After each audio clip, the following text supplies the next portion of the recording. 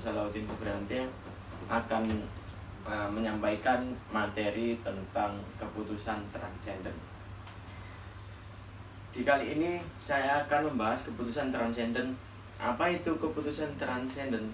Pengambilan keputusan transenden yaitu pengambilan keputusan yang sudah melewati beberapa tahap usaha keputusan sebelumnya.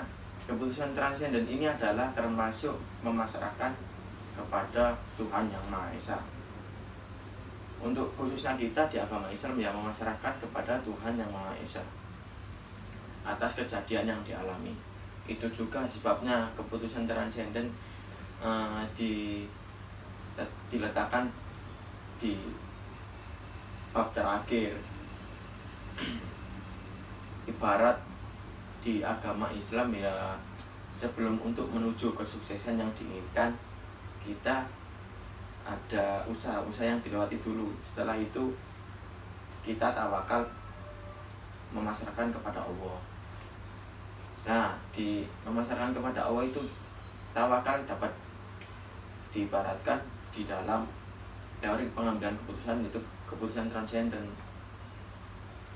Contoh nih, sekarang ya, sobat YouTube, di musim pandemi corona ini, contoh ya, untuk keputusan transenden di musim pandemi ini pada perusahaan, seorang manajer, bagaimana cara seorang manajer tetap mengatur sebuah perusahaan agar berjalan tetap dengan produktivitas yang diinginkan, tetapi tidak melakukan kerumunan di perusahaan. Ya, bagaimana seorang manajer menghadapinya? Yang pertama, melakukan pembatasan jam kerja dan meminimkan kerumunan yang ada di perusahaan. Ada yang melalui WFH, yaitu kerja dari rumah itu. Lalu selanjutnya ya, setelah manajer melakukan produktivitas maksimal mungkin pada perusahaan, membagi jam kerjanya, keuntungan pada profit atau laba diserahkan kepada Tuhan Yang Maha Esa atas yang dialami sekarang oleh pandemi corona ini. Semisal tidak bisa meraih keuntungan semaksimal mungkin, itu yang dikatakan keputusan transenden dan memasrahkan apa yang dialami.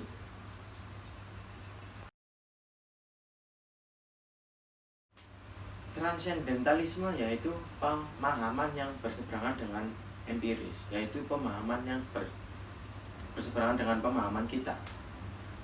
Contohnya saja gini, saya memahami bumi ini ada apanya gitu.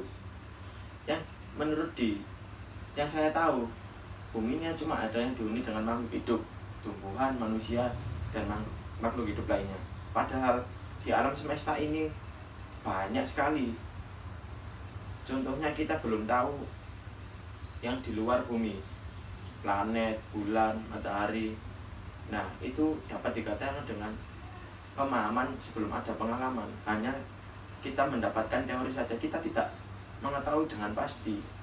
Tapi sebenarnya ada. Itu yang dinamakan transendentalisme. Mengapa? Karena transenden adalah sifat-sifat yang dimiliki oleh Tuhan Yang Maha Esa, melampaui hal yang tidak kasat mata. Contohnya mempelajari ilmu spiritual juga, gaib gitu, dan lain-lain. Pemikiran yang sejajar dengan transendentalisme adalah ilmu metafisika. Apa itu ilmu metafisika? Ilmu yang mempelajari tentang ruang dan waktu.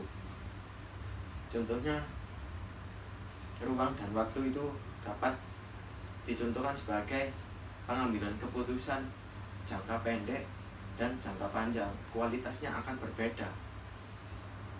Kualitas keputusan jangka pendek dan jangka panjang, contohnya ya, ketika seorang HRD ingin menempatkan calon tenaga kerja pada posisi tenaga kerja yang dibutuhkan, namun tidak berdasarkan potensi yang dimiliki oleh tenaga kerja tersebut, hanya berdasarkan hubungan emosional dan hubungan erat karena teman atau sahabat.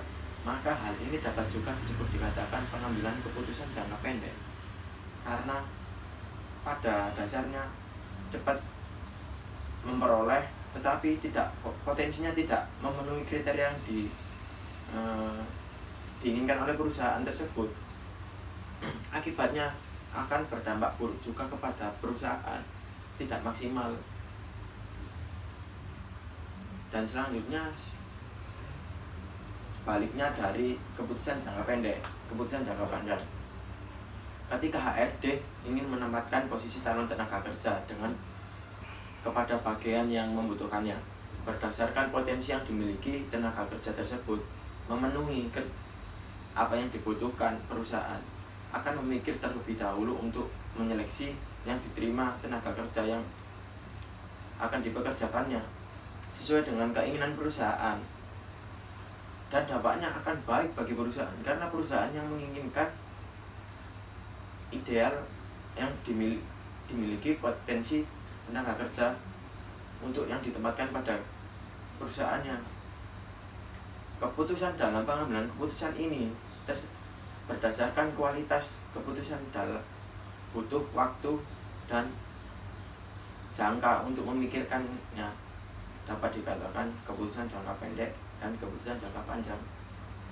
Oke guys, cukuplah materi yang saya sampaikan tentang keputusan transenden. Mudah-mudahan dapat dipahami lah, mungkin dicerna juga bisa masukkan ke perut.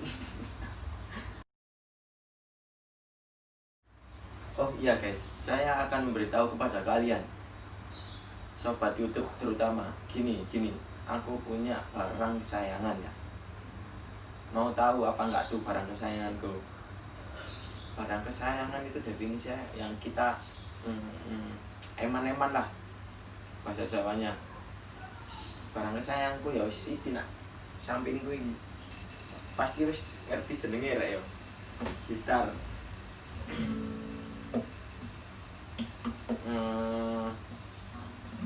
Barang kesayangan iki gak mudah untuk dilepas no.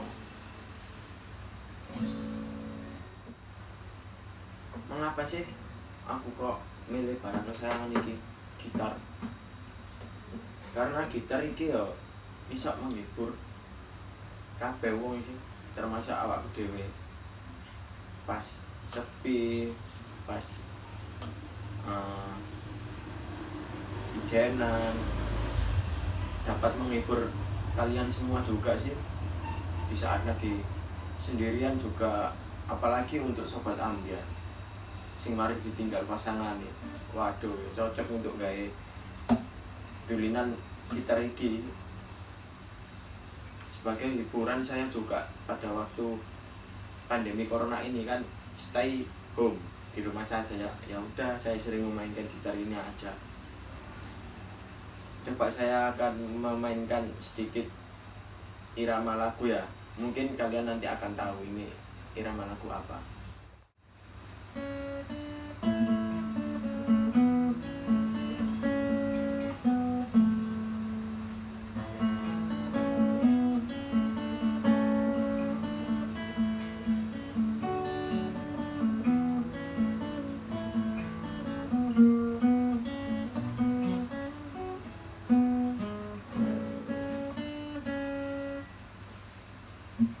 Nah, pasti wis ngerti lagu apa.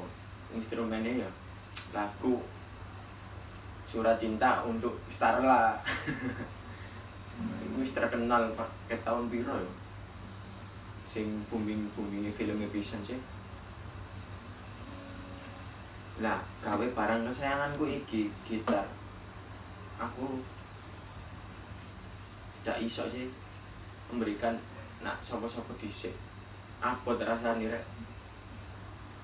Gawe ngehibur aku pas kesepian. Mungkin ya memberikan hiburan kepada saya banyak sekali sih. Aku ya iso paling menehi nang gone anak putuku. Lebay banget anjir. Ya kayak belum ikhlas gitu memberikan kepada siapa-siapa. Mungkin mengajari mau, tapi gak ngekno iki sih. Ya wis lah sobat YouTube, semoga kalian terhibur ya. Kalau nanti ingin belajar bareng gitar bareng-bareng aja bisa kok, tinggal atur jadwalnya ayo. Oh, oke lah wis. Ini barang kesayanganku gak kakekno sopo-sopo dhisik. Jangan lupa like, subscribe YouTube-nya. Semoga hari Anda sekarang menyenangkan. Wassalamualaikum warahmatullahi wabarakatuh.